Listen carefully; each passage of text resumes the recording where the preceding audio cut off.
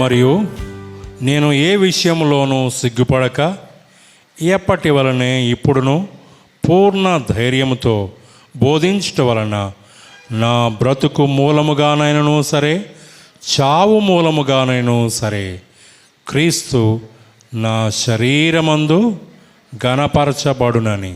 మరలా చదువుదాం. క్రీస్తు నా శరీరమందు గణపరచబడునని. 2వ అధ్యాయం 5వ వచనం. క్రీస్తు యేసునకు కలిగిన ఈ మనస్సును మీరును కలిగియుండుడి. 3వ అధ్యాయం 8వ వచనం. 3వ అధ్యాయం 8వ వచనం. నిశ్చయముగా నా ప్రభు అయిన యేసుక్రీస్తును గూర్చిన అతి శ్రేష్టమైన జ్ఞానము నిమిత్తము సమస్తమును నష్టముగా ఎంచుకొనుచున్నాను. క్రీస్తును సంపాదించుకొని ధర్మశాస్త్ర మూలమునైన నా నీతిని కాక క్రీస్తు నందలి విశ్వాసము వలనైన నీతి, అనగా విశ్వాసమును బట్టి దేవుడు అనుగ్రహించు నీతి గలవాడనై ఆయన యందు అగుపడు నిమిత్తమును. 4వ అధ్యాయం 11వ వచనం. 4వ అధ్యాయం 11వ వచనం. నాకు కొదువ కలిగినందున నేను ఎలాగూ చెప్పుటలేదు. నేనే స్థితిలో ఉన్నానో ఆ స్థితిలో సంతృప్తి కలిగి ఉండ నేర్చుకొని ఉన్నాను. దీన స్థితిలో ఉండనెరుగుదును, సంపన్న స్థితిలో ఉండనెరుగుదును. ప్రతి విషయంలోనూ అన్ని కార్యములలోనూ కడుపు నిండి ఉండుటకును, ఆకలి గొనియుండుటకును, సమృద్ధి కలిగి ఉండుటకును, లేమిలో ఉండుటకును నేర్చుకొని ఉన్నాను. నన్ను బలపరచువాని అందే నేను సమస్తమును నన్ను బలపరచువాని అందే నేను సమస్తమును చేయగలను. చిన్న ప్రార్థన చేసుకుని దేవుని వాక్యాన్ని మనం ధ్యానం చేద్దాం. కృపగల తండ్రి, పరిశుద్ధుడా, మీకు వందనాలు, స్తోత్రాలు చెల్లిస్తూ ఉన్నాం. ఈ మధ్యాహ్న కాల సమయంలో మీ పాదసన్నిధిలో మీ ప్రజలమైన మేము చేరి మీ వాక్యాన్ని ధ్యానం చేయడానికి నాయన మమ్మల్ని సమకూర్చిన దానికై స్తోత్రాలు, వందనాలు చెల్లిస్తూ ఉన్నాం. ఇంతవరకు మిమ్మల్ని ఆరాధన చేయడంలో మీరు ఇచ్చిన గొప్ప కృపను బట్టి మిమ్మల్ని ఘనపరుస్తూ ఉన్నాం. ఆత్మతో సత్యముతో మిమ్మల్ని ఆరాధించే ధన్యత అల్పులమైన మాకు మీరు అనుగ్రహించారు. బలవంతులను తృణీకరించి బలహీనులను ఎన్నుకున్నారు. ఎన్నిక లేని వారిని తృణీకరించి నాయన ఎన్నిక లేని వారిని మీరు ఎన్నుకున్నారు. జ్ఞానవంతులను తృణీకరించి నాయన మమ్మను మీరు ఎన్నుకున్న దానికి స్తోత్రాలు, వందనాలు చెల్లిస్తున్నాం. మీ నామాన్ని ఘనపరుస్తూ ఉన్నాం, మహిమపరుస్తూ ఉన్నాం. మీ ఎన్నిక గొప్పది. మీ ఎన్నికలో మమ్మల్ని ఉంచిన దానికి స్తోత్రాలు, వందనాలు చెల్లిస్తూ ఉన్నాం. మా ఆరాధన, మా స్తుతులు మీరు అంగీకరించి ఆగ్రాణించిన దానికే మిమ్మల్ని కొనియాడుతూ ఉన్నాం. చివరిలో మీ వాక్యాన్ని చదువుకున్నాం నాయన. వాక్యాన్ని వివరించడానికి నేను అశక్తుణ్ణి, అసమర్థుణ్ణి. ప్రభువా, మీ సిలువ చాటున నన్ను మరుగుపరచండి. మీ ఆత్మ ద్వారా వాక్య పరిచర్య జరిగించమని అడుగుచున్నాం. మమ్మల్ని అందరినీ కూడా మీ ఆత్మ స్వాధీనంలోనే ఉంచుకోండి. ప్రజలకు మేలు కలుగునట్లుగా, మా అందరికీ మేలు కలుగునట్లుగా కృప చూపించండి. మీ వాక్యాన్ని మా జీవితాల్లో అన్వయించుకొని నాయన దీవెనకరంగా మా జీవితాలు చేయమని అడుగుచున్నాం తండ్రి. స్తోత్రాలు, వందనాలు చెల్లిస్తూ ఉన్నాం. కనికరించండి ప్రభా. చేరువచ్చిన ప్రతి వారిపై మీ దీవెనలు సమృద్ధిగా కుమ్మరించమని ప్రభువును ప్రాణప్రియుడైన యేసుక్రీస్తు శ్రేష్టమైన నామములోనే స్తుతించి వేడుకొంచున్నాం తండ్రి. ఆమెన్. క్రీస్తునందు ప్రియమైన సోదరి స్నేహితులారా, దేవుని వాక్యంలో మనం ఫిలిప్పీలకు రాసిన పత్రికలో నుండి 4 విషయాలు లేకపోతే 4 వచనాలు మనం చదువుకున్నాం. ఈ 4 వచనాలు కూడా చాలా శ్రేష్టమైన విషయాలు. ఫిలిప్పీలకు అపోస్తలుడైన పౌలు ఈ పత్రిక ఎక్కడి నుంచి రాశాడు? ఎక్కడి నుండి రాశాడు? చెరసాల్లో నుంచి రాశాడు. కాబట్టి ఈ పత్రికను చెరపత్రిక అంటారు. ఎఫెసీయులకు రాసిన పత్రిక, కొలస్సీయులకు రాసిన పత్రిక, ఫిలిప్పీ పత్రిక, మరొకటి ఫిలోమోను పత్రిక. ఈ 4 పత్రికలను ఏమంటారు? చెరపత్రికలు. ఎందుకు? చెరసాల్లో, బంధకాల్లో ఉండి ఈ పత్రిక రాశాడు కాబట్టి ఎఫెసీ పత్రిక, కొలస్సీ పత్రిక, ఫిలిప్పీ పత్రిక, చివరిది ఫిలోమోను పత్రిక. ఈ 4 పత్రికలను చెరపత్రికలు అంటారు. అయితే ఫిలిప్పీలకు ఆ సంఘంలో ఉన్న ప్రజలకు, ఆ సంఘస్థులందరినీ అపోస్తలుడైన పౌలు ఎక్కువగా ప్రేమించి ఈ పత్రిక రాస్తా ఉన్నాడు. ఎక్కువగా ప్రేమించాడు అపోస్తలుడైన పౌలు. ఆ మాట మనం 1వ అధ్యాయం 7వ వచనంలో చివరిలో చదువుతాం చూడండి. అపోస్తలుడైన పౌలు ఫిలిప్పీలను ఎంతగా ప్రేమించాడు, ప్రేమించి ఈ పత్రిక వారికి రాస్తా ఉన్నాడు. 7వ అధ్యాయంలో మనం చూస్తే 7వ వచనం, 1వ అధ్యాయం 7వ వచనం, నేను మిమ్మును, మొత్తం అక్కర్లేదు కానీ నేను బంధకాల్లో ఉన్నాను, నేను మిమ్మును నా హృదయములో, సాధారణంగా మన వాళ్ళు చెప్తారు కదా, నా గుండెల్లో ఉంచుకున్నా. ఎవరిని ఉంచుకున్నా అన్నాడు? ఫిలిప్పీలో ఉన్న దేవుని సంఘాన్ని అపోస్తలుడైన పౌలు ఏమంటున్నాడంటే, మీరందరూ ఎక్కడున్నారు? నా హృదయంలో ఉన్నారు, నా గుండెల్లో, నా మనసులో మీరే ఉన్నారు అని వారిని తన హృదయంలో ఉంచుకున్నాడు. అంతగా ప్రేమిస్తున్నాడు. మరొక మాట కూడా చదువుదాం చూడండి. 2వ అధ్యాయంలోనే 17వ వచనం, వారిని ఎంతగా ప్రేమిస్తున్నాడో ఆ సంఘాన్ని మనం జ్ఞాపకం చేసుకోవచ్చు. 2వ అధ్యాయం 17వ వచనం, మీ విశ్వాస యాగములోను దాని సంబంధమైన సేవలోను నేను పానార్పణముగా పోయబడినను, నేను ఆనందించి మీ అందరితో కూడా సంతోషిస్తాను. మీ శ్వాస యాగములో సేవలో నేను పానార్పణముగా, నీట్లా నేను పానార్పణముగా అర్పింపబడిన ఎవరి కొరకు? మీ కొరకు. ఎందుకు? మీ అందరి సంతోషం కొరకు. మీ అందరి సంతోషం కొరకు నేను పానార్పణంగా పోయబడతాను. నా హృదయంలో, నా గుండెల్లో మీరున్నారు అంటే ఎవరికి చెప్తారు ఈ మాటలో? మీ కొరకు నేను చావడానికైనా సిద్ధం, పానార్పణముగా పోయబడ్డానంటే మీ కొరకు చావడానికైనా సిద్ధం అంటే ఎవరితో చెప్తారు ఈ మాటలో? ఏ వ్యక్తినైనా ప్రేమిస్తే ఆ ప్రేమించే ఆ వ్యక్తిని, లేకపోతే ఎవరిని ప్రేమిస్తున్నారో ఆ వ్యక్తి గురించి ఇలా మాట్లాడుతూ ఉంటారు. అపోస్తలుడైన పౌలు ఫిలిప్పీలను ఎంతగానో ప్రేమిస్తున్నాడు. మీరు నా మనసులో ఉన్నారు, నా హృదయంలో ఉన్నారు, మీ కొరకు నేను చావడానికైనా సిద్ధమే అంటా ఉన్నాడు. ఈ మాట 2 సంఘాలతో మాత్రమే అపోస్తలుడైన పౌలు చెప్పగలిగాడు. అనేక సంఘాల్లో ఆయన పరిచర్య చేశాడు. అనేక ప్రాంతాల్లో ఆయన పరిచర్య చేసిన 2 సంఘాలతో మాత్రమే. మొదటిది ఫిలిప్పీలకు పత్రికలో మనం చదువుతాం. రెండవది కొరింథీయులకు రాసిన 2వ పత్రిక 2వ అధ్యాయం, కొరింథీయులకు రాసిన 2వ పత్రిక 2వ అధ్యాయం 4వ వచనంలో కూడా కొరింథీయులకు రాస్తూ మాట్లాడుతూ ఉన్నాడు. 2వ అధ్యాయం 4వ వచనం, మీకు దుఃఖము కలుగవలనని కాదు కానీ మీ ఎడల నాకు కలిగి ఉన్న అత్యధికమైన ప్రేమను మీరు తెలుసుకొనవలనని. మీ ఎడల నాకేముంది? అత్యధికమైన ప్రేమ. ఎవరి పట్ల? కొరింథీలో ఉన్న సంఘం పట్ల. కొరింథీలో ఉన్న సంఘం పట్ల అపోస్తలుడైన పౌలుకి ఏముంది? అత్యధికమైన ప్రేమ ఉంది. కాబట్టి నిండు శ్రమతోనూ మనోవేదనతోనూ ఎంతో కన్నీరు విడుచుచు ఈ పత్రిక రాస్తున్నాను. నేను శ్రమల్లో ఉన్నా, వేదనలో ఉన్నా, కన్నీరు కారుస్తున్నాను, మిమ్మల్ని అత్యధికంగా 2 సంఘాలు, అనేక సంఘాలకు పత్రికలు రాశాడు. అనేక సంఘాలు అపోస్తలుడైన పౌలు ద్వారా సంఘాలు స్థాపించబడ్డాయి కదా. సువార్త పరిచర్య ఘనంగా జరుగుతుంది. అయితే 2 సంఘాలకు మాత్రమే అపోస్తలుడైన పౌలు నేను మిమ్మల్ని అత్యధికంగా ప్రేమిస్తున్నాను అని రాస్తా ఉన్నాడు. సరే, మన ధ్యానానికి గనుక వచ్చినట్లయితే ఫిలిప్పీ పత్రిక మరలా వద్దాం. ఫిలిప్పీలకు ఆల్రెడీ మనం చదువుకున్నాం. ఎక్కడి నుంచి రాశాడని చదువుకున్నాం? ఎక్కడి నుండి?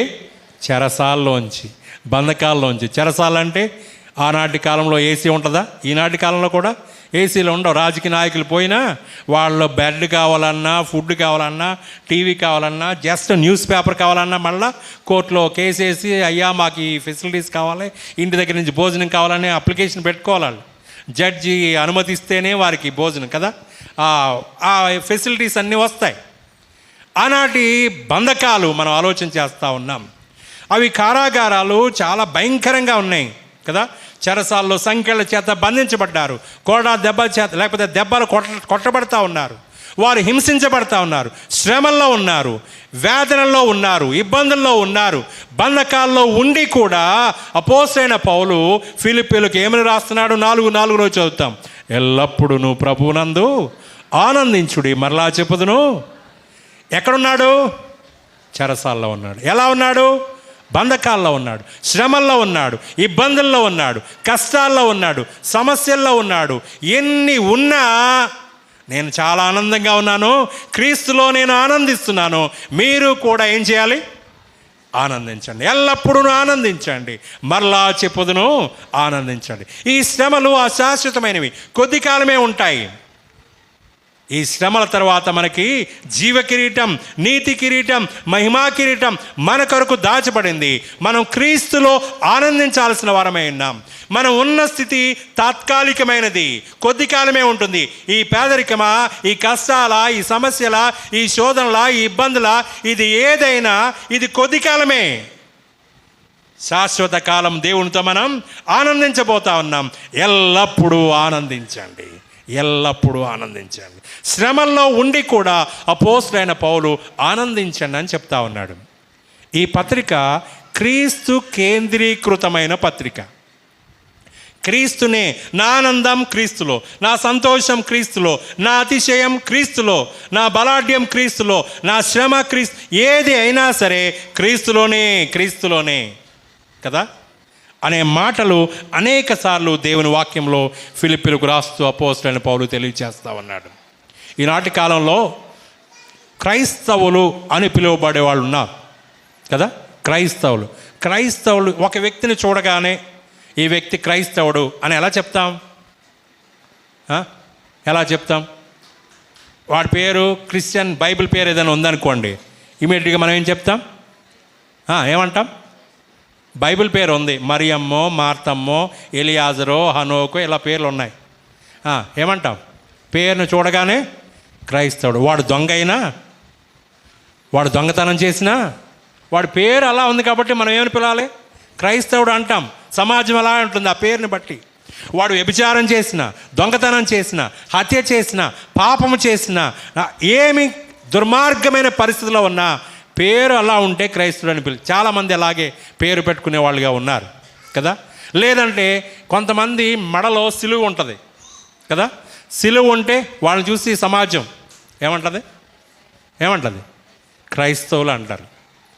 లేకపోతే సర్టిఫికేట్లో క్రైస్తవులు. ఇలా దేవుని మందిరానికి వెళ్తున్నారు అనుకోండి, మందిరానికి వస్తుంటే వాళ్ళని ఏమంటారు? ఇంటి దగ్గర ప్రార్థన చేసుకుంటున్నారు, బైబిల్ చదువుకుంటున్నారు, వాళ్ళేమంటామమ్మా? క్రైస్తవులే అంటాం. పేరున్నా లేకపోయినా బైబిల్ చదువుకుంటే, లేకపోతే దేవుని మందిరానికి వెళ్తూ ఉంటే, ఇలాంటి వారిని, ఇలాంటి లక్షణాలు చూసి సమాజం, మనమందరం కూడా క్రైస్తవుడు అంటాం. కానీ అపోస్తలుడైన పౌలు క్రైస్తవుడు అంటే ఎలా ఉండాలో భాష్యం చెప్తున్నాడు. 4 విషయాలు ఈ పత్రికలోంచి ఆల్రెడీ మనం చదువుకున్నాం.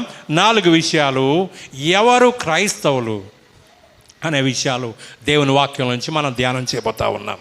మొదటి అధ్యాయానికి రండి. ఫిలిప్పీయులకు రాసిన పత్రిక 1వ అధ్యాయం మనం ప్రారంభంలో చదువుకున్నాం.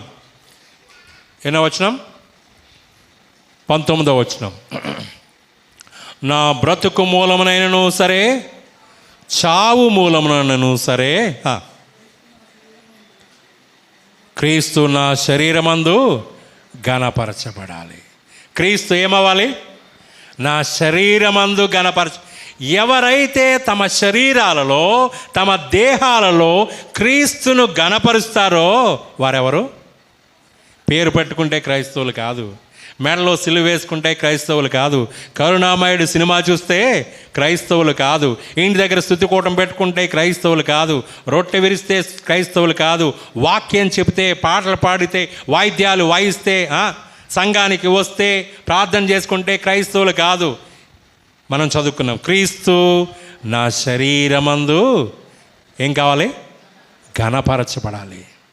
క్రీస్తు నా శరీరమందు ఘనపరచబడాలి. అమ్మా, అయ్యా, దేవుని మందిరానికి వస్తూ ఉన్నాం, ఆరాధన చేస్తూ ఉన్నాం, పాటలు పాడుతూ ఉన్నాం, వాక్యాన్ని వింటూ ఉన్నాం, వాక్యం బోధిస్తూ ఉన్నాం, పాటలు పాడుతున్నాం, అన్ని కార్యక్రమాలు చక్కగానే చేస్తూ ఉన్నాం.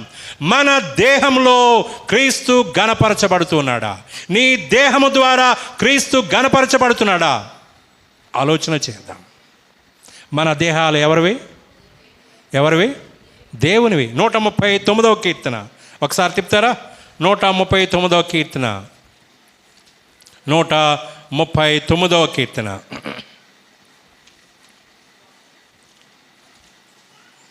139వ కీర్తన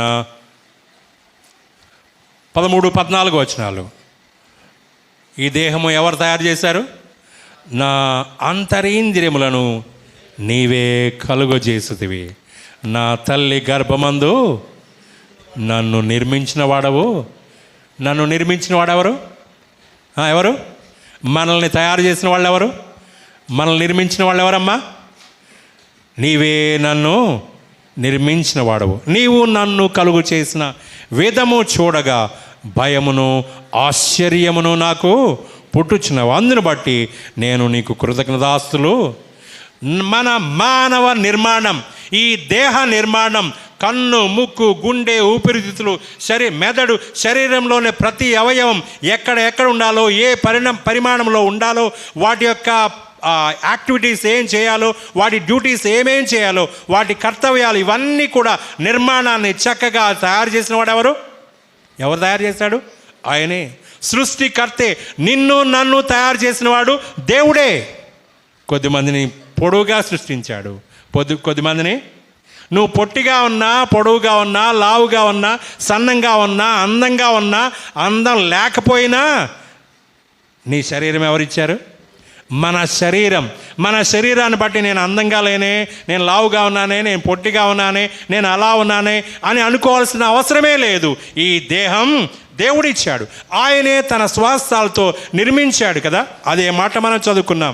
నా అంతరింద్రియములను నీవే కలుగు చేసివి. నా తల్లి గర్భమందు నన్ను నీవు, ఈ శరీరాన్ని, ఈ దేహాన్ని దేవుడే నిర్మించాడు. ఈ దేహానికి నిర్మాణం, సృష్టికర్త ఎవరు? దేవుడు. మరొక మాట కూడా చదువుదాం, చూడండి. కొరింథీయులకు రాసిన పత్రిక, మొదటి పత్రిక 6వ అధ్యాయం. కొరింథీయులకు రాసిన మొదటి పత్రిక 6వ అధ్యాయం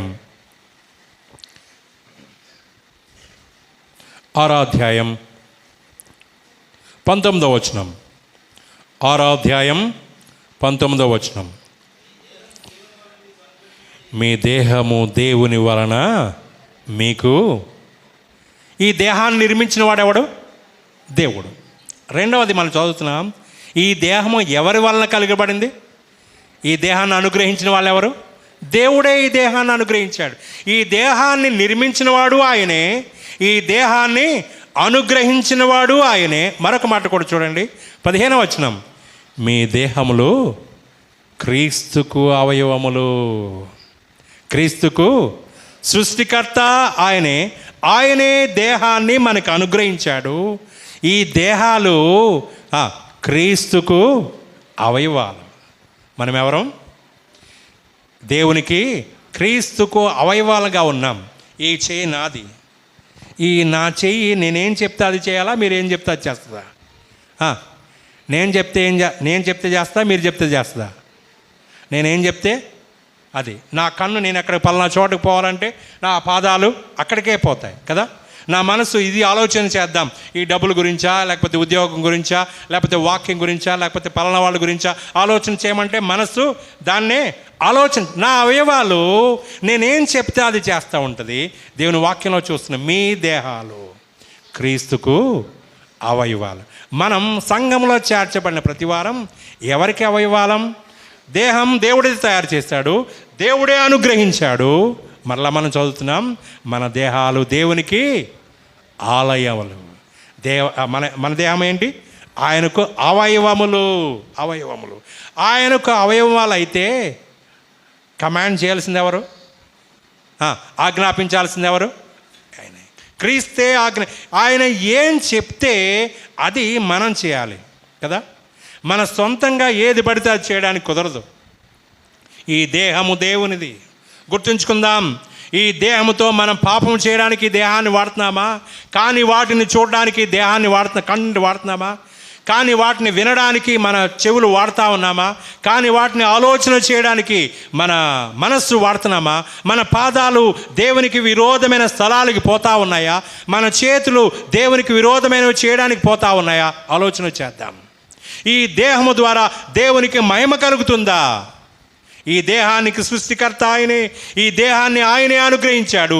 ఈ దేహము మీరు దేవునికి క్రీస్తుకు ఆలయములై ఉన్నారు. ఆయన క్రీస్తుకు అవయవములై ఉన్నారు అనే చదువుతున్నాం.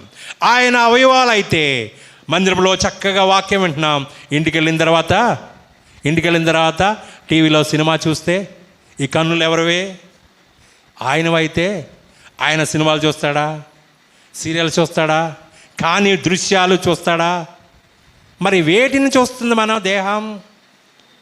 వేటిని చూస్తుంది మన కన్నులు? ఆయనకు అవయవములు అయితే ఆయన చెప్పినట్టుగానే చేయాలి కదా. వేటిని మన కన్నులు చూస్తూ ఉన్నాయి? వేటిని మన నోరు మాట్లాడుతూ ఉంది? వేటి విషయాల మీద ఇతరులు వాడిలాగా వీడిలా అని చాడీలు చెప్పుకునేటట్టున్నామా? దోషణ మాటలు మాట్లాడేటడానికి మన నోరు వాడుతూ ఉన్నామా? దేని కొరకు మన నోరు వాడుతూ ఉన్నాం? మన చెవులు దేని కొరకు వాడుతూ ఉన్నాం? మన ఆలోచనలు దేని కొరకు వాడుతూ ఉన్నాం? మన కన్నులు, మన చేతులు, మన శరీరంలోని ప్రతి అవయవం క్రీస్తుకు అవయవములై ఉన్నాం. ఆయన ఏది చెప్తే అది చేయాలి, కానీ మన సొంతానికి వాడుకోవడానికి అవకాశమే లేదు. దేవుడే సృష్టించాడు, దేవుడే అనుగ్రహించాడు. దేవునికి క్రీస్తుకు అవయవంలై ఉన్నాము అన్నాడు. మరొక మాట కూడా చూద్దాం, చూడండి. 19వ వచనం. మీ దేహము దేవుని వలన మీకు అనుగ్రహింపబడి మీలో ఉన్న పరిశుద్ధాత్మకు ఆలయం. పరిశుద్ధాత్ముడు మనలో నివసించడానికి మన దేహం ఆయనకు ఆలయం. మనలో యేసుక్రీస్తును అంగీకరించిన వారి హృదయాల్లో, దేహాలలో ఎవరు నివసిస్తూ ఉన్నారు? పరిశుద్ధాత్ముడు మనలో నివసిస్తూ ఉన్నాడు. దేవునికి ఆలయం మనలో ఉండేది. మనల్ని ఎవ్వరు చూడలేదు, ఈ తప్పు చేయొచ్చు అనుకుంటా ఉన్నాం. మనల్ని ఎవరు గమనించట్లేదు, ఎవరికి దొరకంలే ఇది చేసిన అనుకుంటా ఉన్నాం.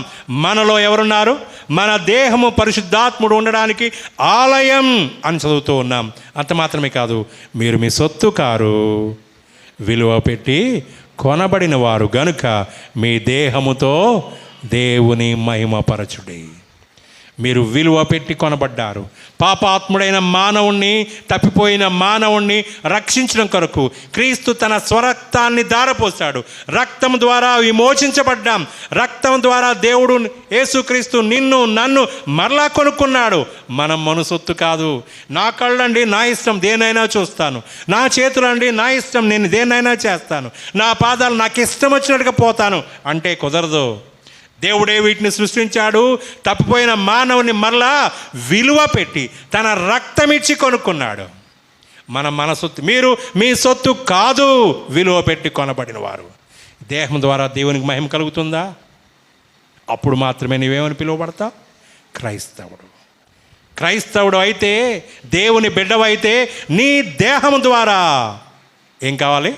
దేవునికి మహిమ కలగాలి, క్రీస్తుకు మహిమ కలగాలి. నీ దేహం ద్వారా క్రీస్తుకు మహిమ కలిగితే అప్పుడు నీవు క్రైస్తవుడు అని పిలువబడతావు. అయ్యా, ఒకసారి ఆలోచన చేద్దాం. మన దేహాల ద్వారా దేవునికి నామానికి మహిమ కలుగుతుందా? మన దేహాన్ని విచ్చలవిడిగా మన సొంత పనుల కొరకు వాడుకుంటా ఉన్నామా? ఆలోచన చేయండి. వ్యభిచారానికి నీ శరీరాన్ని అప్పగించేస్తావా? దొంగతనాన్ని నీ శరీరానికి అప్పగించేస్తావా? హత్య చేయడానికి, కాని మాటలు మాట్లాడడానికి, చాడీలు చెప్పడానికి, అబద్ధాలు మాట్లాడడానికి, బూతులు తిట్టడానికి నీ రోటిని అప్పగించేస్తావా? నీ దేహము దేవునిదని మర్చిపోవద్దు.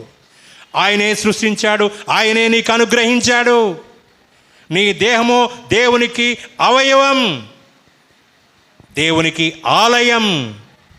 మీరు మీ సొత్తు కాదు, విలువ పెట్టి కొనబడిన వారు గనుక మీ దేహముతో దేవునిని. మందిరానికి వచ్చి చాలా సంఘాల్లో మనం చూస్తూ ఉన్నాం, స్తోత్రం స్తోత్రం స్తోత్రం స్తోత్రం అండి. ఇంటికి వెళ్ళి సినిమాలు చూసి ఇంటికి వెళ్ళి విచ్చలవిడిగా ఉంటే దేవుని నామానికి ఏమన్నా మహిమ? ఇక్కడ మందిరానికి వచ్చి చక్కగా పాటలు పాడి లేదంటే వాక్యం చెప్పి వాయిద్యాలు వాయించి చక్కగా సువార్త ప్రకటించి వీధుల్లో నీ ఇష్టం వచ్చినట్టు జీవిస్తే సాతానికే మహిమ కానీ దేవుని నామానికి ఏం మాత్రం మహిమ లేదు. ఆలోచన చేద్దాం. నీ దేహాల ద్వారా, మన దేహాల ద్వారా క్రీస్తు ఘనపరచబడుతున్నాడా? ఆలోచన చేయండి. మనం ఎరుగుతాం. అనేక మంది వ్యక్తులు ఉన్నారు బైబిల్లో. సంసోను ఏం చేశాడు? తన దేహం ద్వారా దేవుణ్ణి ఘనపరిచాడా? నాజీరు చేయబడిన వ్యక్తి, దేవుని కొరకు జీవించాల్సిన వ్యక్తి, ఫిలిస్తీన్ల చేతిలోంచి ఇశ్రాయేల్ ప్రజలను కాపాడాల్సిన వ్యక్తి, గొప్ప బాధ్యత, న్యాయాధిపతిగా అతని మీద ఆ గొప్ప బాధ్యత అతనికి ఇచ్చాడు దేవుడు. కానీ తన దేహంతో దేవుని ఘనపరచబడకుండా పాపానికి తన దేహాన్ని అమ్మివేసుకున్నాడు. పాపానికి అమ్మివేసుకున్న కారణంగా చివరికి ఏమయ్యాడు? నష్టపోయాడు. దేహం ద్వారా దేవుణ్ణి ఘనపరిచిన వాడు కాదు. అదే సమయంలో దానియేలును మనం జ్ఞాపకం చేసుకుంటాం. ఒకసారి తిప్పుతారా? దానియేలు గ్రంథం 1వ అధ్యాయం. కొద్దిమంది యూదా బాలులని నెబుకద్నెజరు సెలెక్ట్ చేశాడు. బబులోను దేశంలో వారికి రాజు భుజించే భోజనం, రాజు పానం చేసే ద్రాక్షరసం కదా వారికి ఇవ్వాలి అని రాజు ఆజ్ఞాపించాడు, నెబుకద్నెజరు ఆజ్ఞాపించాడు. అయితే దానియేలు తన స్నేహితులు ఏమంటామన్నారు? 1వ అధ్యాయం 8వ వచనం. రాజు భుజించు భోజనమును పానము చేయు ద్రాక్షరసమును పుచ్చుకొని తన్ను అపవిత్రపరచుకొనకూడదని దానియేలు అంటా ఉన్నాడు. వాటిని తిని తన్ను అపవిత్రపరచుకొనకూడదు. వాటిని తింటే ఏమవుతాడు దానియేలు? తన్ను శరీరానికి అపవిత్ర. నా మనసు చాలా నిష్కలంకంగా ఉంది, నా మనసులో చాలా పవిత్రంగా ఉన్నాను, నేను దేవునికి నా మనసు తెలుసు అని అనుకున్నవాడు కాదు. తినే విషయంలో కూడా తన్ను అపవిత్రపరచుకొనకూడదని దానియేలు నిశ్చయించుకున్నాడు. దానియేలు స్నేహితులు నిశ్చయించుకున్నారు. మనం ఎప్పుడైనా అకేషన్కి, బర్త్డేకో లేకపోతే మరొక ఏదైనా అకేషనల్గా మనం బిర్యానీలు ఇవన్నీ తింటూ ఉంటాం. 3 సంవత్సరాలు ఈ బాలుకి రాజు భుజించే భోజనం, రాజు పానం చేసే ద్రాక్షరసం వారికి సప్లై చేయబడతా ఉంది. వారికి కావలసిన పదార్థాలు వారు తినవచ్చు. 3 సంవత్సరాల పాటు ప్రతిరోజు అనుదినము అనే మాట పైన వచనాల్లో అనుదినము వారికి ఇవ్వాలి. అనుదినము తినే ఎవరు వద్దనుకుంటారు ఆహారాన్ని? అనేక మందికి లేదు, బబులోను దేశస్థులకే లేదు. వీరికి అంత అవకాశం వస్తే, రోజు మంచి భోజన పదార్థాలు తినాలని అవకాశం వస్తే ఎవరు వద్దనుకుంటారు. కానీ దానియేలు ఏమంటున్నాడు? అవి తిని తన్ను అపవిత్రపరచుకొనకూడదని. శరీరం ద్వారా ఏం చేస్తా ఉన్నాడు? దేవుని ఘనపరుస్తున్నాడు. తిండి ద్వారా ఘనపరుస్తూ ఉన్నాడు. మన శరీరం ద్వారా సంసోను మనం జ్ఞాపకం చేసుకున్నాం. సంసోను ద్వారా, తన శరీరం ద్వారా దేవుని నామానికి ఏమాత్రం ఘనత లేదు, ప్రజలకు ప్రయోజనం లేదు, తను నష్టపోయాడు. అదే దానియేలును జ్ఞాపకం చేసుకున్నాం. దానియేలు స్నేహితులను మనం జ్ఞాపకం చేసుకున్నాం. వారి శరీరాల ద్వారా తిండి విషయంలో కూడా ఎంత జాగ్రత్త కలిగి ఉన్నారు. మనం ఆ మాత్రం జాగ్రత్త కలిగి ఉన్నామా? ఆలోచన చేద్దాం. మన తిండి ద్వారా, మన మాట ద్వారా, ఏ విషయంలోనైనా సరే ఇతరులు మనల్ని ఆక్షేపణ, వీరు క్రైస్తవులు కదా అని దేని ద్వారా కూడా మనల్ని ఆక్షేపణ చేయకూడదు. మన శరీరం ద్వారా, మన దేహముల ద్వారా దేవుని నామానికి మహిమ కలగాలి. మొదటిది జ్ఞాపకం చేసుకున్నాం. రెండవది ఆలోచన చేద్దాం. చూడండి, 2వ అధ్యాయం ఫిలిప్పీయులకు రాసిన పత్రికలోనే 2వ అధ్యాయం 5వ వచనం. క్రీస్తు యేసునకు కలిగిన ఈ మనస్సు మీరును కలిగి ఉన్నది. మనస్సు ద్వారా ఏం కావాలి? దేవుని నామానికి మహిమ కలగాలి. శరీరం ద్వారా దేవుని నామానికి మహిమ కలగాలి. మన దేహం ద్వారా, మన మనస్సు ద్వారా కూడా దేవుని నామానికి మహిమ కలగాలి. ఎలా? పై వచనం చూడండి.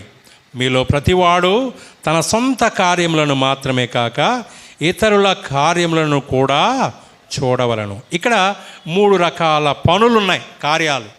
3 రకాల పనులు ఏంటవి? సొంత కార్యాలు, సొంత పనులు ఉన్నాయి. ప్రతివాడు ఏం చేయాలి? సొంత పనులు చేసుకోవాలి. రెండవది మాత్రమే కాక ఇతరుల కార్యములు. ఇతరుల కార్యములు అంటే మన తోటి సహోదరుల యొక్క పనులు కూడా కలిగి ఉండాలి, కార్యములను చూడాలి. మన సొంత పనులు చేసుకోవాలి. ఇతరుల యొక్క కార్యాలు అంటే ఇతరులకు మనం సహాయపడాలి. సంఘంలో ఉన్న వ్యక్తులకి, సహోదరులకు, ఎవరికైనా సహాయం అడిగిన వారికి తప్పకుండా మనం సహాయం చేయవలసిన వారమే ఉన్నాం. 3వ పని కూడా ఉంది. 21వ వచనం చూడండి. అందరూ అందరూ సొంత కార్యాలే చేసుకుంటా ఉన్నారు, కానీ యేసుక్రీస్తు కార్యమును 3 రకాల కార్యాలు. ఏ కార్యాలు అవి? సొంత పనులు ఉన్నాయి, రెండవది ఇతరుల పనులు ఉన్నాయి, మూడవది యేసుక్రీస్తు పనులు. అందరూ సాధారణంగా సొంత పనుల్లో బిజీగానే ఉన్నాం. మన ఉద్యోగాల, మన వ్యాపారాల, వ్యవసాయమా, ఇంట్లో పనుల, ఏమైనా సరే వీటిలో సంపాదన కొరకు రకరకాల పనులు ప్రతి వ్యక్తి కూడా, సహోదరులు కావచ్చు, సహోదరులు కావచ్చు, ఎవరైనా మన సొంత పనుల్లో బిజీగానే ఉన్నాం. సొంత కార్యక్రమాలు చక్కగా చేస్తూ ఉన్నాం. ఇతరులకు సహాయపడేవాళ్ళు, ఇతరులు సహాయం చేయమంటే సహాయం చేసేవాళ్ళు లేరు. సాధారణంగా మనం ఇలా చూస్తాం. బ్యాంకులకు వెళ్తూ ఉన్నప్పుడు ఎవరైనా వృద్ధులు వచ్చారనుకోండి, అమ్మా బాబు కొంచెం ఈ ఫామ్ ఫిల్ చేయమ్మా అనేవాళ్ళు అడుగుతూ ఉంటారు. నేనే చాలా బిజీగా ఉన్నా అమ్మా, నువ్వు పక్క పో అనేవాళ్ళు చాలామంది. సహాయం చేసే పరిస్థితి లేదు. నాన్నగారు ఉన్నప్పుడు మీకు గుర్తుందో లేదో, ఎవరికైనా ఆరోగ్యం బాగోకపోతే వారిని హాస్పిటల్ తీసుకెళ్ళి డాక్టర్తో మాట్లాడి వాళ్ళందరినీ చక్కగా చూపించి మళ్ళా తీసుకొచ్చి వాళ్ళని ఫాలోఅప్ చేసి ఇవన్నీ చేసేవాళ్ళు. ఇతరుల పనులు, ఇతరులకు సహాయం చేయడం, ఇతరులకు సహాయం చేయడం. సొంత పనులు చేసుకుంటా ఉన్నాం, ఇతరుల పనులు చేసేవాళ్ళు చాలా వాళ్ళ పని వాళ్ళకేంటండి, నేనేం సహాయం చేసేది, నేనెందుకు చేయాలి, నా పనుల్లోనే నాకే సమయం లేదు అని చెప్పేవాళ్ళు అనేక మంది ఉన్నారు. కొద్దిమంది చేసేవాళ్ళు ఉన్నారు.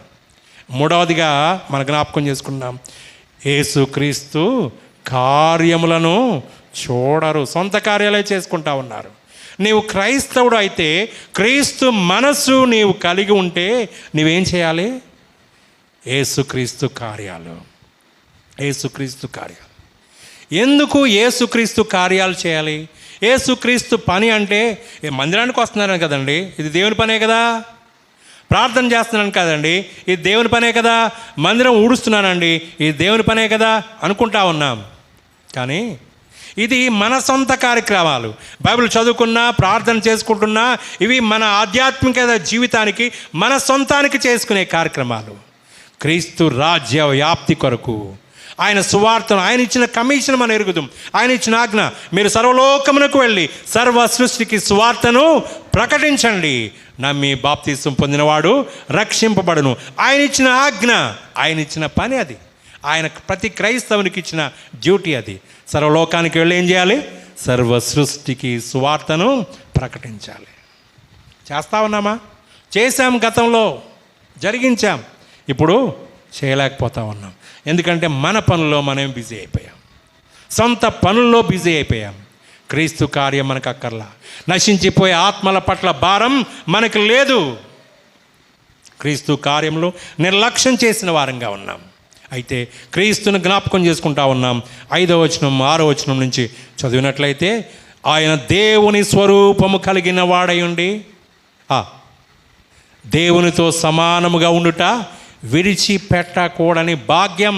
దేవునితో సమానముగా ఉంట విడిచిపెట్టకూడని భాగ్యం అని అనుకోలేదు, ఎంచుకోలేదు. కానీ మనుష్యుని పోలికగా పుట్టి దాసుని స్వరూపము ధరించుకొని తన్ను తానే రిక్తునిగా చేసుకును అనగా,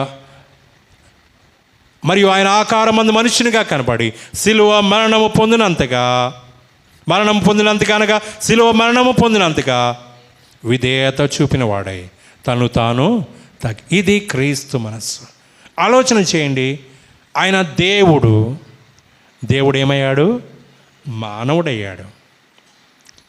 మానవుడు అవడం మాత్రమే కాదు, మానవుల్లో మనకి ఎవరైనా ఏదైనా మీరు ఏం కావాలో కోరుకోండి అంటే, ఒక దేశానికి గొప్ప రాజు అయిపోవాలి, బంగారం ఉండాలి, వెండి ఉండాలి, చూసే మేరంతా పొలాలన్నీ నావే ఉండాలి కదా, ఇలా కోరుకుంటూ ఉంటాం. చాలా ఉన్నతమైన భాగ్యవంతుడిగా ఉండాలని కోరుకుంటాం. కానీ దేవుడు మానవుడయ్యాడు. మానవుడైన వాడు ఏమయ్యాడు? ధనవంతుడు అవలా, రిక్తుడయ్యాడు. రిక్తుడు, ఏమీ లేనివానిగా అయిపోయాడు. దేవాది దేవుడు సృష్టినంతటినీ నోటి మాట ద్వారా కలుగు చేసిన దేవుడు. వెలుగు కలుగుగాక, ఆకాశము కలుగాక, నక్షత్రాలు కలుగుగాక అని నోటి మాట ద్వారా సకల జగత్తును కలుగు చేసిన దేవుడు. ఈ సృష్టి అంతా కూడా ఆయనదే. కానీ నీ కొరకు, నా కొరకు ఆయన ఏమయ్యాడు? రిక్తుడైపోయాడు. ఏమీ లేనివానిగా అయిపోయాడు. ఏమీ లేనివానిగా. ఆయన పుట్టినప్పుడు ఎక్కడ పొరండబెట్టబడ్డాడు? పశువుల తొట్టెలో. పొత్తి గుడ్డలు కదా. ఆయన చూడడానికి కొత్త గుడ్డలు కాదు వాడింది. ఏ గుడ్డలు వాడారు? పొత్తి గుడ్డ, పాతబడిన గుడ్డలు. ఆయన సొంతానికి ఏమీ లేదు. పశువుల మధ్యలో జన్మించాడు. నక్కలకు బొరియలు ఉన్నాయి, ఆకాశ పక్షులకు గూళ్ళు ఉన్నాయి, మనిషి కుమారుడు తలవాల్చులకు స్థలము లేదు. ఆయన పుట్టినప్పుడు స్థలం లేదు. ఆయన జీవించినప్పుడు మనిషి కుమారుడు తలవాల్చుకోవడానికి స్థలము లేదు అంటా ఉన్నాడు. ఆయన చనిపోయినప్పుడు కూడా ఎక్కడ పెట్టబడ్డాడు? అరిమతయి యోసేపు పొరుగు వాని యొక్క సమాధిలో, తనని కాది సమాధిలో ఆయన పెట్టబడ్డాడు. ఇంత రిక్తుడు అవడానికి గల కారణం ఏంటి? కారణం ఏంటి? నిన్ను నన్ను ప్రేమించి క్రీస్తు యేసునకు కలిగిన మనస్సు మీరును కలిగి ఉండడి. ఆయన ఎంతగా ప్రేమిస్తున్నాడు. ఆయన తన కొరకు మనుషుల్ని తయారు చేశాడు. కానీ మన కొరకు ఏం చేశాడు? మనం చూసేదంతా మన కొరకే. మనుషుల్ని నిర్మించక ముందే మనిషికి ఏం కావాలి? భూమి కావాలా? భూమి తయారు చేశాడు. ఆకాశమా, వెలుగా కదా, నక్షత్రాల, వీటన్నిటినీ తయారు, మొక్కల, జీవరాశులా కదా, నీటిలో ఉండేవా, జలచరాలా, ఏవైనా కానీ మానవునికి ఏమి అవసరమో మనిషిని తయారు చేయక ముందే వాటన్నిటినీ కూడా సిద్ధపరిచి, సాధారణంగా ప్రెగ్నెంట్ లేడీస్ మనం చూస్తూ ఉంటాం. గర్భిణీ స్త్రీలు బిడ్డ పుట్టబోతా ఉండడానిగా, పలానా రోజు పుట్టబోదానికి ముందే వాళ్ళకి కావాల్సిన బట్టలన్నీ ఏం చేస్తూ ఉంటారు? తల్లులైతే వారికి కావాల్సిన ఈ వస్త్రాలు కావాలి, ఈ బట్టలు కావాలి, లేకపోతే ఆడబిడ్డ అయితే ఎట్లా, మడబిడ్డ అయితే ఎట్లా అని రకరకాలుగా వాళ్ళు బిడ్డలు ప్రిపేర్ చేసుకుంటారు. తండ్రులు అయితే బిడ్డ పుట్టబోతా ఉన్నాడు కాబట్టి వాడికి ఏం కావాలి, వాడికి ఏ ఆస్తులు సిద్ధపరచాలి కదా, వాళ్ళకి ఎట్లా ఏం చేయాలి, వాళ్ళకి ముందే ప్లాన్ చేసుకుంటారు. ఈ పొలము, ఆ ఇల్లు, ఇట్లా వాళ్ళు ముందే ప్లాన్ చేసుకుంటూ ఉంటారు. పరమ తండ్రి నీ కొరకు, నా కొరకు ఆయన మనల్ని సృష్టించకముందే మనకు కావలసిన వాటన్నిటినీ ఏర్పాటు చేశాడు. ఆయన మనల్ని మాత్రమే కోరుకున్నాడు. కానీ మనిషి కొరకు వీటన్నిటినీ ఇచ్చాడు. చక్కటి అందమైన రూపాన్ని ఇచ్చాడు కదా, అన్నీ తినడానికి అనుగ్రహించాడు. ప్రియమైన స్నేహితులారా, ఈ దేహము ద్వారా దేవుణ్ణి గణపరుస్తున్నామా? క్రీస్తు యేసునకు కలిగిన ఈ మనస్సు మీరును కలిగి ఉండడి. యేసు క్రీస్తు కలిగిన మనస్సు మనం కలిగి ఉన్నామా? ఆలోచన చేద్దాం. మూడోదిగా మనం జ్ఞాపకం చేసుకుందాం. చూడండి, 3వ అధ్యాయంలో 3వ అధ్యాయం 8వ వచనం. 3వ అధ్యాయం 8వ వచనం.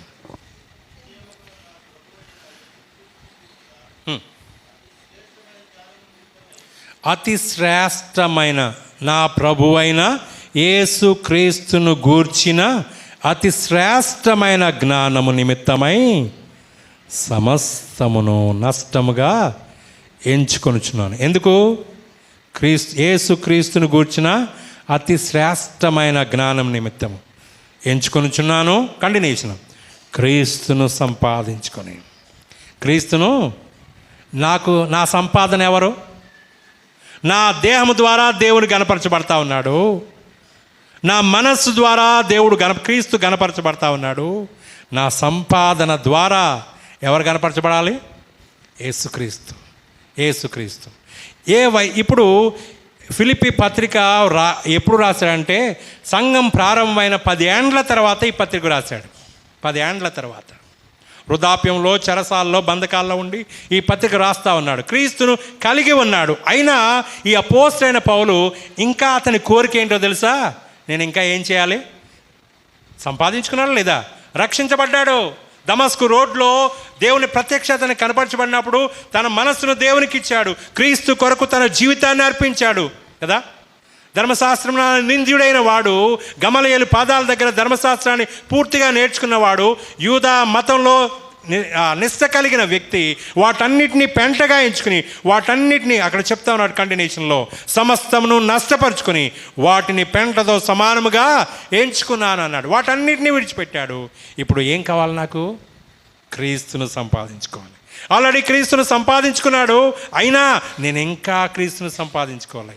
క్రీస్తును కలిగి ఉండాలి. క్రీస్తును కలిగి ఉండాలి. ఎందుకు కలిగి ఉండాలి? పై వచనంలో చూడండి ఏమంటా ఉన్నాడు. యేసుక్రీస్తు గూర్చిన అతి శ్రేష్టమైన జ్ఞానము నిమిత్తం నాకు కావలసిన సంపాదన ఏంటి? యేసుక్రీస్తుని గూర్చిన అతి శ్రేష్టమైన జ్ఞానం నాకు కావాలి. ఈ లోకంలో చాలా జ్ఞానం బుక్స్ చదువుతూ ఉన్నాం, సైంటిస్టులు ఉన్నారు కదా, వాళ్ళు ఇంకా జ్ఞానాన్ని సంపాదించుకోవాలనుకునే వాళ్ళే ఉన్నారు. కానీ దేవుని వాక్యంలో అపోస్తలుడైన పౌలు, నేను క్రీస్తును కలిగి ఉన్నాను, అయినా నేను ఇంకా ఏం చేయాలి? క్రీస్తును సంపాదించుకోవాలి. ఎలా క్రీస్తును సంపాదించుకోవాలట? క్రీస్తుని గురించి, ప్రభు అయిన యేసు క్రీస్తుని గురించిన అతి శ్రేష్టమైన జ్ఞానం నాకు కావాలి. అతి శ్రేష్టమైన జ్ఞానం. అంత మాత్రమే కాదు, క్రీస్తును సంపాదించుకుని ధర్మశాస్త్రం మూలమునైన నా నీతిని కాక, ధర్మశాస్త్రంలో చాలా నీతిగా ఉన్నాను నేను, ఆ నీతి నాకొద్దు, క్రీస్తునందలి విశ్వాసం వలన నీతి, యేసుక్రీస్తు గూర్చిన అతి శ్రేష్టమైన జ్ఞానం నాకు కావాలి. ఇంకా ఏమంటా ఉన్నాడు? క్రీస్తునందలి విశ్వాసం వలన నీతి, అనగా విశ్వాసం బట్టి దేవుడు అనుగ్రహించు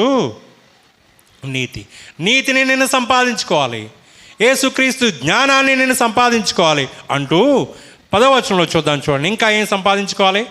ఈయన కోరిక తీరలేదు, ఇంకా ఏం సంపాదించుకోవాలంటా ఉన్నాడు. ఏ విధము చేతనైనను మృతుల్లో నుండి నాకు పునరుత్థానము కలుగవలనని ఆయన మరణ విషయంలో సమాన అనుభవము గలవాడినై. సమానమైన, ఏ విషయంలో సమానమైన అనుభవం కావాలి? మరణము. ఆయన మరణం విషయంలో, యేసుక్రీస్తు సిలువ వేయబడ్డాడు, ఆయన నీ కొరకు నా కొరకు మరణించాడు. ఆయన ఏ విధంగా అయితే మరణించాడో ఆ మరణము విషయంలో నాకేం కావాలి? ఎవరైనా కోరుకుంటారా ఈ కోరిక? క్రీస్తులా చనిపోవాలి. మరణము విషయంలో సమానమైన అనుభవం కావాలి. 3 విషయాలు చెప్తా ఉన్నాడు. దేవుని గురించిన అతి శ్రేష్టమైన జ్ఞానాన్ని నేను సంపాదించుకోవాలి, దేవుని నీతిని, విశ్వాసం వలనైనా నీతిని నేను సంపాదించుకోవాలి. అంత మాత్రమే కాదు, మరణం విషయంలో, క్రీస్తు యొక్క మరణం విషయంలో సమానమైన సమాన అనుభవం గలవాడినై ఉండాలి. పై మాట, మృతుల్లో నుండి నాకు పునరుత్థానం కావాలి. క్రీస్తు వలె పునరుత్థానం కావాలి. 4 విషయాలు కోరుకుంటా ఉన్నాడు. అవి నేను సంపాదించుకోవాలనుకుంటా ఉన్నాడు. ఈ లోకంలో వ్యక్తులు సాధారణంగా ఉద్యోగాలు సంపాదించుకోవాలి, పొలాలు సంపాదించుకోవాలి, ఇళ్ళు సంపాదించుకోవాలి, బంగారం సంపాదించుకోవాలి, మంచి పట్టు వస్త్రాలు సంపాదించుకోవాలి కదా. ఇలాంటి సంపాదన మీద ఆసక్తి కలిగి ఉండి ఎంత సంపాదించినా తృప్తి లేకుండా ఉంటాం. కానీ క్రైస్తవుడైతే వేటిని సంపాదించుకోవాలనుకుంటాడు? క్రీస్తును సంపాదించుకోవాలి. యేసు క్రీస్తుని గూర్చిన జ్ఞానం నాకు కావాలి, విశ్వాసం వలన నీతి నాకు కావాలి, క్రీస్తు మరణము వల్ల సమాన అనుభవం నాకు కావాలి, పునరుత్థానం నాకు కావాలి. ఇవి సంపాదించుకోవడం కదా. మనం ఎరుగుదాం, గేహాజీని మనం జ్ఞాపకం చేసుకున్నాం, ఆకాను మనం ఎరుగుదాం. విషయాలన్నీ కూడా చదవడానికి సమయం లేదు, వాటి జోలికి మనం వెళ్ళట్లేదు. వాళ్ళు సింగిల్ సెటిల్మెంట్, ఒక్కసారి జీవితం లైఫ్ సెటిల్మెంట్ అయిపోద్దిలే అనుకున్నారు. ఆకాను షినారు పై వస్త్రాన్ని, 200 తులముల వెండి, 50 తులముల బంగారపు కడ్డిని తన గుడారంలో దాచుకున్నాడు. ఇక సింగిల్ సెటిల్మెంట్తో నా జీవితం బాగుపడిపోద్ది, నా కుటుంబం అంతా బాగుపడిపోద్ది అన్నాడు, అనుకున్నాడు, దాచాడు. ఏమయ్యాడు? చివరికి ఏమయ్యాడు? సంపాదించాను అనుకున్నాడు, నన్ను ఎవరు చూడలేదు అనుకున్నాడు. బంగారం సంపాదించాను, వెండి సంపాదించాను, షీనారు పై వస్త్రాన్ని సంపాదించాను, ఎవరి దగ్గర లేని వస్తువులు నా దగ్గర ఉన్నాయి, నేను గొప్పవాడిని, గొప్ప ధనవంతుని అనుకున్నాడు. కానీ ఏమైంది? అతని ద్వారా ఇశ్రాయేల్ అందరికీ కూడా నష్టం జరిగింది. అంత మాత్రమే కాదు, అతని కుటుంబం ఆకోరు లోయలు రాళ్ల చేత కొట్టబడి చంపబడ్డారు. షీనారు పై వస్త్రం ఏమైంది? ఆ వస్త్రం ఏమైనా అతని మీద వేశారా? లేకపోతే సిల్వర్, వెండి ఏమైంది? బంగారం ఏమైంది? వాటి ద్వారా సింగిల్ సెటిల్మెంట్, లైఫ్ సెటిల్ అయిపోతుంది అనుకున్నా వాటిని అనుభవించలేకపోయాడు. గేహాజీని మనం జ్ఞాపకం చేసుకున్నాం. గేహాజీ మనకు తెలుసు, బట్టలు తీసుకున్నాడు, వస్తువులు తీసుకున్నాడు, అన్నీ తీసుకుని వస్తూ ఉన్నాడు.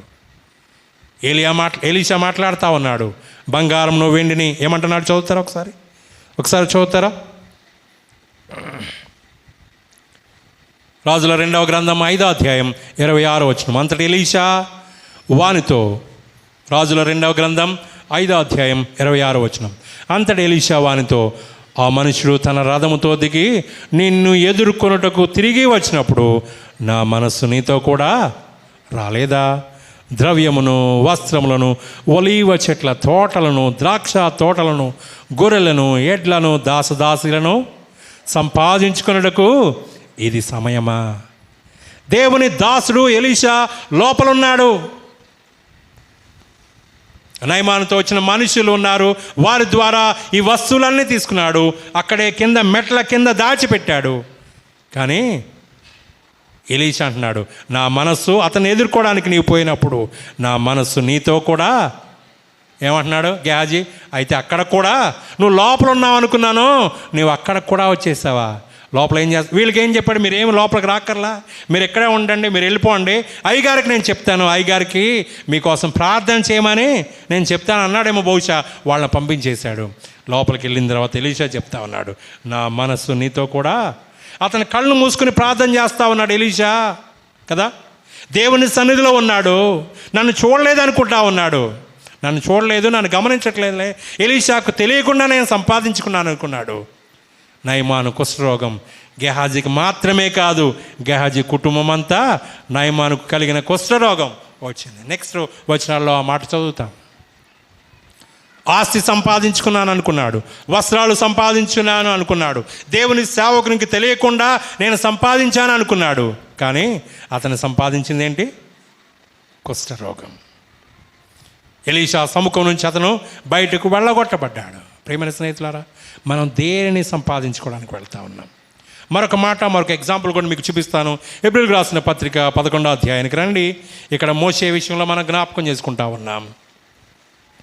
మోషే విషయంలో 11వ అధ్యాయం 24వ వచనం. మోషే పెద్దవాడైనప్పుడు విశ్వాసమును బట్టి ఐగుప్తు ధనము కంటే క్రీస్తు విషయమైన నింద గొప్ప ఐగుప్తు ధనం ఉంది, అవద్దు, నాకేం కావాలి? క్రీస్తు విషయమైన నింద గొప్ప భాగ్యం. అల్పకాలము పాపభోగము అనుభవించుట కంటే దేవుని ప్రజలతో శ్రమ అనుభవించటం మేలని యోచించి ఫరో కుమార్తె యొక్క కుమారుని అనిపించుకోవడానికి ఎవరికి వస్తుంది ఆ ఛాన్సు? ఫరో కుమార్తెగా పిలువబడడానికే. ఎవరైనా పిలిచారనుకోండి, మీరు ఎవరంటే పలానా వ్యక్తులు కదా, ఎవరైనా గొప్పవాళ్ళు ఎవరు ఉంటే పలానా వాళ్ళకి సంబంధించిన వాళ్ళమని ప్రతి వాళ్ళు పలానా పార్టీకి లేకపోతే పలానా వ్యక్తులకు ఎవరైతే మనలో పెద్దవాళ్ళు ఉన్నారో వారికి సంబంధించిన వ్యక్తులని మనం రెఫరెన్స్ ఇస్తాం. కానీ మోషే ఏమంటున్నాడు? ఫరో కుమార్తె యొక్క కుమారుని అని పిలిపించుకోవడానికి ఒప్పుకోలేదు. నాకొద్దు. ఏం కావాలి? ఫరో ఆస్తి ఉంది, అధికారం ఉంది, ఇశ్రాయేల్ మొత్తం ఐగుప్తు దేశాన్ని అంతటిని కూడా పరిపాలన చేయొచ్చు, గొప్ప అధికారం మోషేకి వస్తుంది. అవేమీ నాకొద్దు. ఏం కావాలి? దేవుని ప్రజలతో ఐగుప్తు ధనం కంటే కదా విశ్వాస విషయమైన క్రీస్తు విషయమైన నింద గొప్ప భాగ్యం. క్రీస్తు విషయంలో నేను నింద పడతాను. సంపాదించుకుంటున్నాడు. అమ్మా అయ్యా, మనం దేన్ని సంపాదించుకుంటా ఉన్నాం? మన సంపాదన ద్వారా క్రీస్తు ఘనపరచబడతా ఉన్నాడా? మన సంపాదన ద్వారా క్రీస్తుకు ఏమాత్రమైనా ఘనత వస్తుందా? అపోస్తలుడైన పౌలును జ్ఞాపకం చేసుకున్నాం. ఏం సంపాదించుకుంటా ఉన్నాడు? క్రీస్తును సంపాదించుకుంటున్నాడు. ఎలాగా? యేసుక్రీస్తు విషయంలో అయినా జ్ఞానాన్ని సంపాదించుకున్నాడు, విశ్వాసం వలనైనా నీతిని సంపాదించుకుంటున్నాడు. యేసుక్రీస్తుతో మరణం విషయంలో సమానమైన అనుభవం కావాలని కోరుకుంటా ఉన్నాడు. అంత మాత్రమే కాదు, పునరుత్థానాన్ని అది సంపాదించుకోవాలనుకుంటా ఉన్నాడు. మోషేని జ్ఞాపకం చేసుకుంటున్నాడు. యేసుక్రీస్తు విషయంలో నింద అనుభవించాలని విశ్వాసమును బట్టి కదా, క్రీస్తు విషయమైన నింద గొప్ప భాగ్యం. ఇది కావాలి. మనమైతే పొలాలు కావాలని, ఇల్లు కావాలని, ఆస్తి అంతస్తులు కావాలని, అధికారం కావాలని, పేరు పదవి కావాలని, ఇవన్నీ మనం కోరుకుంటాం, సంపాదించుకోవాలనుకుంటాం. క్రైస్తవుడు అంటే నీవు క్రీస్తును సంపాదించుకోవాలి, క్రీస్తు విషయమైన జ్ఞానాన్ని సంపాదించుకోవాలి, విశ్వాసం వల్ల వచ్చే నీతిని సంపాదించుకోవాలి, యేసుక్రీస్తు మరణంతో సమానానుభవం కలగాలి. ఈ విషయంలో మనం జ్ఞాపకం చేసుకుంటా ఉన్నాం. మరొకటి మీకు గుర్తు చేసి నేను ముగిస్తాను. అదే ఫిలిప్పీలకు రాసిన పత్రిక 4వ అధ్యాయానికి రండి. 4వ అధ్యాయం 11వ వచనం. నాకు కొదువ కలిగి నందున నేను ఇలాగూ చెప్పుటలేదు, నేను ఏ స్థితిలో ఉన్నా ఆ స్థితిలో సంతృప్తి కలిగి ఉండా. అపోస్తలుడైన పౌలు ఏమంటున్నాడు? నేనేం కలిగి ఉన్నాను? ఏ స్థితిలో ఉన్నా ఆ స్థితిలోనే సంతృప్తి, క్రీస్తు విషయంలో సంతృప్తి కలిగి క్రీస్తును మనం కనపరచాలి. మన శరీరాల ద్వారా, మన దేహాల ద్వారా దేవుని నామానికి మహిమ కావాలి. రెండవది, మన మనస్సు ద్వారా దేవుని నామం గణపరచబడాలి. మూడవది, మన సంపాదన ద్వారా దేవుని నామం గణపరచబడాలి. నాలుగవదిగా మనం చూస్తున్నాం, మన సంతృప్తి ద్వారా దేవుని నామానికి ఘనత కావాలి.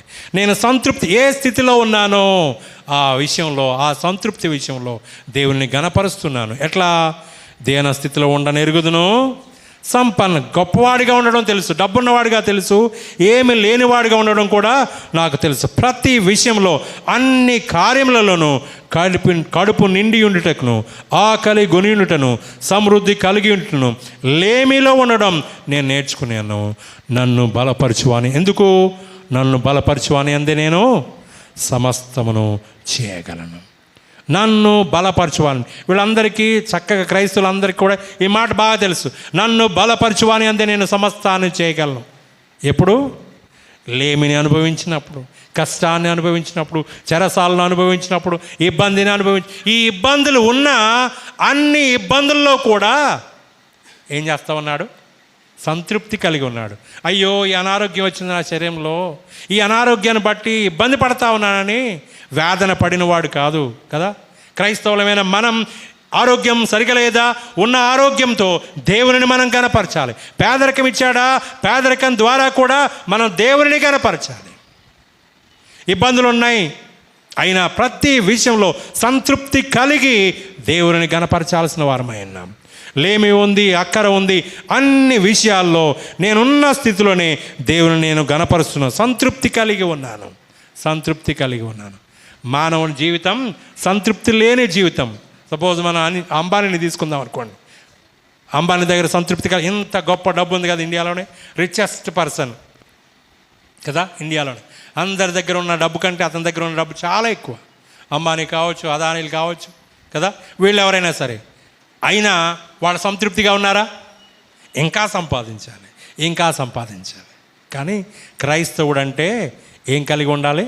సంతృప్తి. ఉన్న దానిలో, నీ కలిగి ఉన్న దానిలోనే సంతృప్తి కలిగి ఉండాలి.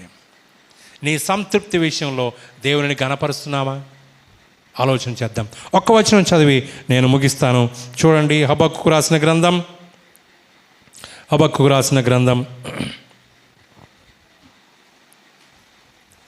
3వ అధ్యాయం 17వ వచనం. హబక్కూకు గ్రంథం 3వ అధ్యాయం 17వ వచనం. అంజూరపు చెట్లు పూయకుండినను, ద్రాక్ష చెట్లు ఫలింపకపోయినను, ఒలివ చెట్లు కాపు లేకయుండినను, చేనులో పైరు పండకపోయినను, గొర్రెల దొడ్లో లేకపోయినా, సాలలో పశువులు లేకపోయినా, నేను యెహోవా యందు ఏమి లేదు. గొర్రెలు లేవు, పశువులు లేవు, ఒలివ చెట్లు కాపు కాయట్లేదు, అంజూరపు చెట్లు ఫలింపట్లేదు, అయినా నేనేం చేస్తాను? యెహోవా యందు ఆనందిస్తాను. యోబు ఒక మాట అంటా ఉన్నాడు. 1వ అధ్యాయం యోబు గ్రంథం 21వ వచనం. నేను నా తల్లి గర్భం నుండి దిగంబరినై వచ్చితిని, దిగంబరినై తిరిగి అక్కడికి వెళ్ళేదను. యెహోవా ఇచ్చాను, యెహోవాయే ఇచ్చాడు, యెహోవాయే తీసుకున్నాడు. యెహోవా నామమునకే మహిమ కలుగును గాక. ఇలాంటి సంతృప్తి కలిగితే దేవుని నామానికి మహిమ కలుగుతుంది. మన దేహాలు, వేటి ద్వారా మనం క్రైస్తవులుగా పిలువబడతాం, వేటి ద్వారా దేవుని నామానికి ఘనత వస్తుంది? మొదటిది చెప్తారంతా, మన దేహాల ద్వారా లేకపోతే శరీరాల ద్వారా దేవుని నామానికి ఘనత. రెండవది, మన మనస్సు ద్వారా దేవుని నామానికి, క్రీస్తుకు ఘనత. మూడవది, మన సంపాదన ద్వారా దేవుని నామానికి ఘనత. నాలుగవది, మన సంతృప్తి ద్వారా. మళ్ళీ ఒకసారి చెప్దాం. మొదటిది, మన దేహాల ద్వారా దేవుని నామానికి ఘనత. రెండు, మన మనస్సు ద్వారా దేవుని నామానికి ఘనత. మూడవది, మన సంపాదన ద్వారా దేవుని నామానికి. చివరిది, మన సంతృప్తి ద్వారా.